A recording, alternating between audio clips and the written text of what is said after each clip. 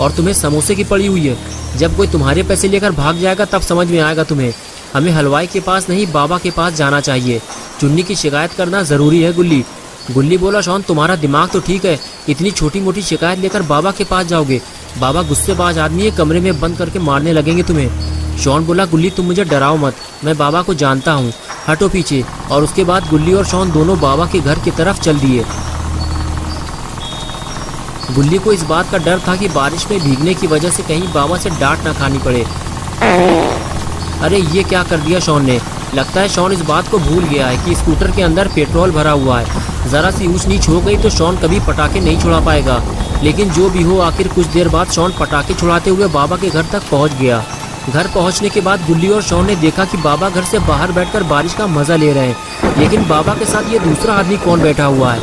लगता है ये भी कोई मुसीबत का मारा है जो अपनी परेशानियां बाबा के पास लेकर आया है। गुल्ली और शॉन आगे बढ़ते हुए बाबा के पास पहुंचते हैं। बाबा गुल्ली और शॉन को देखते हुए बोले, तुम लोग इतनी बारिश में यहाँ क्या कर रहे हो? लगता है तुम लोगों ने फिर कोई नई मुसीबत खड़ी कर दी है। गुल्ली ने कहा, नहीं बाबा, ऐसी कोई बात नहीं है, बस शॉन आपसे कुछ बात करना चाहता है। बताओ शॉन, क्या बात करनी है बाबा से? तभी शॉन बोला, बाबा पुराने कुएं के पास जो गेम की दुकान है वहाँ मैंने 500 रुपये जमा किए थे गेम मंगाने के लिए, लेकिन वो मेरे पैसे लेकर भाग गया है। ये बात सुनते ही बाबा ने गुल्ली से कहा, जाओ गुल्ली, उससे कह दो कि वो शॉन का पैसा वापस कर दे, वरना अंजाम बुरा होगा उसका। गुल्ली बोला, बाबा शॉन चुन्नी लाल की बात कर रहा है, वो इसका पैसा लेकर भागा नहीं है, बल्कि उसका गेम स्टोर कई दिनों से बंद पड़ा हुआ है। मैं उसे जानता हूँ, स्टोर खुलते ही मैं इसका पैसा वापस दिला दूंगा। तभी पास में बैठे हुए अंकल ने गुल्ली से कहा, बेटा चुन्नी तो मर चुका है, उसे मरे हुए 4 दिन हो चुके हैं। पुलिस को उसकी लाश 2 टुकड़ों में मिली थी। ये बात सुनते ही गुल्ली और शॉन बेहद परेशान हो गए। शॉन को तो इस बात पे यकीन ही नहीं हो रहा कि चुन्नी मर चुका है, वो कुछ दिन पहले ही तो उससे मिला था। शॉन कहता है, गुल्ली अब मेरे पैसों का क्या होगा? गुल्ली बोला, यार वो मर चुका है और तुम्हें अपने पैसों की पड़ी हुई है। और उसके बाद गुल्ली ने सामने बैठे हुए अंकल से पूछा, अंकल आखिर चुन्नी को मारा किसने? क्या उसकी किसी से दुश्मनी थी? अंकल ने कहा, गुल्ली तुम मुझे झंडू अंकल कह सकते हो, तुम बैठ जाओ, मैं तुम्हें स्टोरी सुनाता हूँ। उसके बाद गुल्ली बैठ गया। झंडू अंकल ने स्टोरी सुनाना शुरू कर दिया।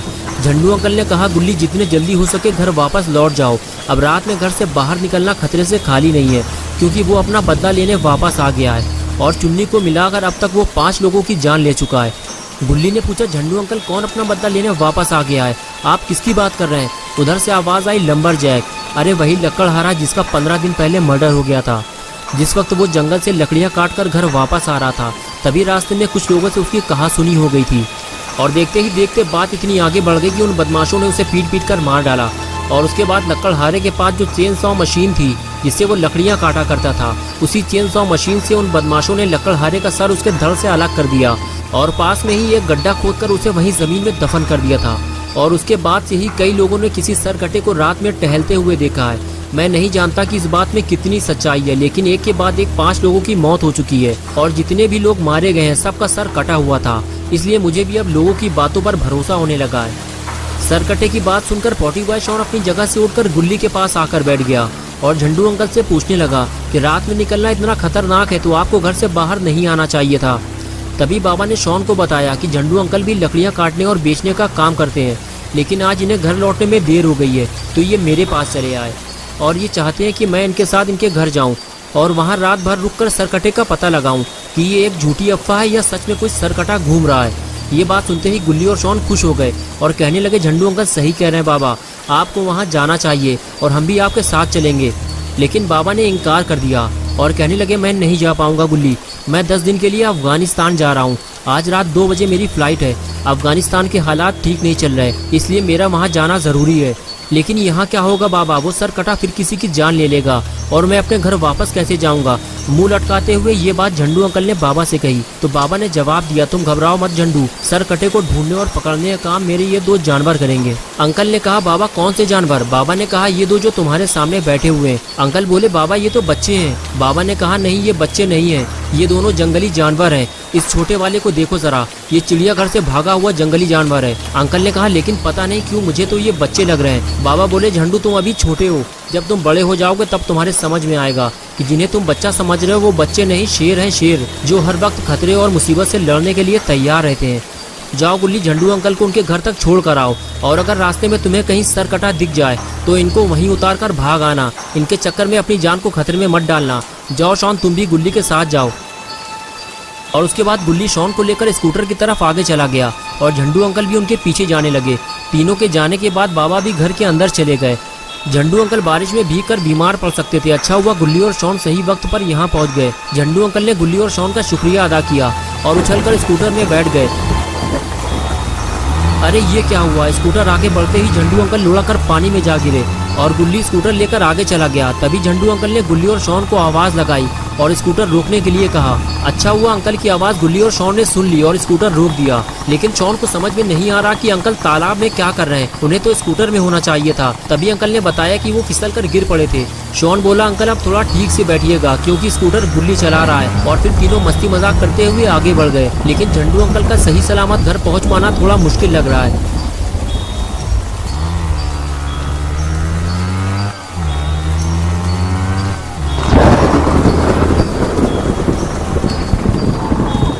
कुछ देर बाद गुल्ली और शॉन झंडू अंकल को लेकर जंगल पहुंच गए।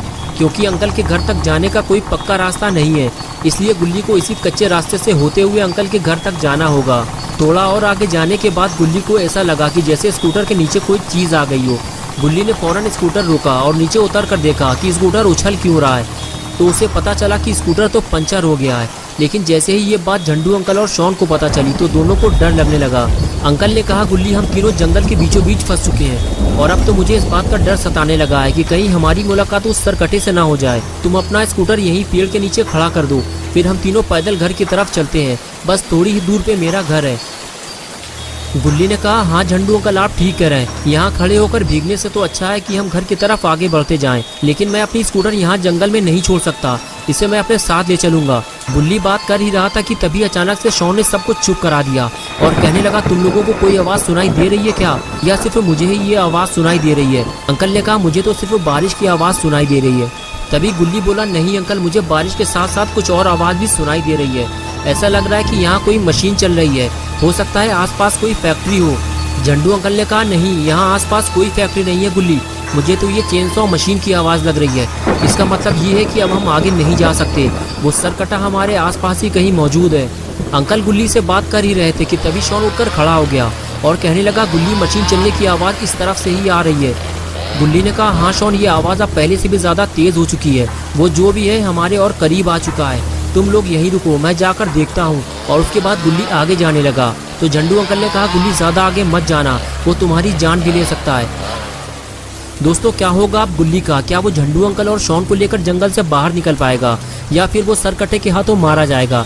ये सब हम देखेंगे गुल्ली बुल्ली और सरकटा पार्ट 2 में 30 सितंबर सुबह 8 बजे। तो दोस्तों अगर आप पार्ट 2 देखना चाहते हैं तो इस वीडियो को लाइक करें और चैनल को सब्सक्राइब करें। बेल आइकॉन प्रेस करके ऑल नोटिफिकेशन ऑन करना ना भूलें।